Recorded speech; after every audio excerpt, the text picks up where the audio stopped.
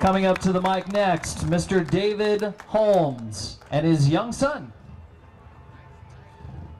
Thank you, everyone. I appreciate the opportunity to stand up here. I'm standing here because one of my sons, I have 5 children, 3 boys and 2 girls. I manage a lot of money for individual clients. I'm in the investment business, and I see a tragedy on the horizon, and I have a very specific agenda that I like to get out to a broader group of people, which would be you people, and hopefully you can communicate it on to others. I asked the question, do you know that in the 1800s, real economic growth of the United States of America was 11% non-inflationary growth? How many people knew that? Did we have deficit spending under Keynesian economics? Did we have a central bank in the 1800s? No. Did you know that when the Great Depression stock market decline started, the first 2 or 3 years from 29 to 32, they took total debt, not just government debt, but household debt, corporate debt of all types, bank corporate debt, and government debt, from about 260% debt to GDP to 300%, and it didn't work.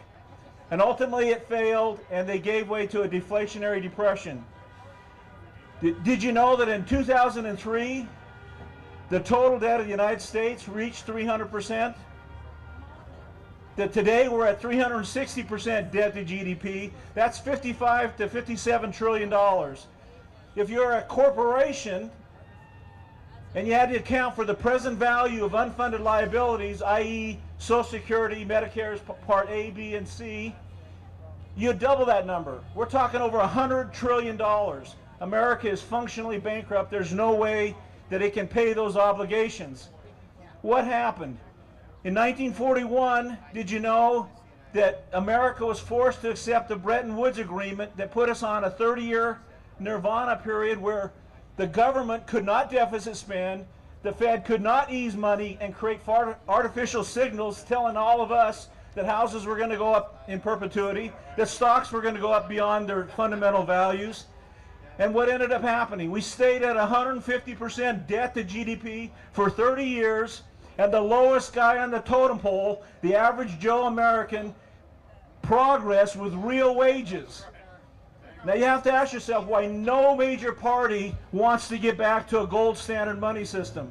My agenda today is to start a revolution. We own the money. What is money? Money has to be what we define it to be, a constant store of value.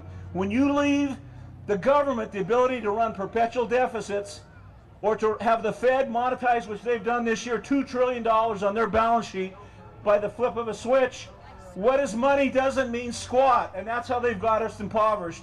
And I'm mad as hell, and I want to make a difference. I want us to get out and kick some butt on the government, get control of the money, and mandate that whatever party we vote for makes money what it used to be, as good as gold. Thank you. Nice work.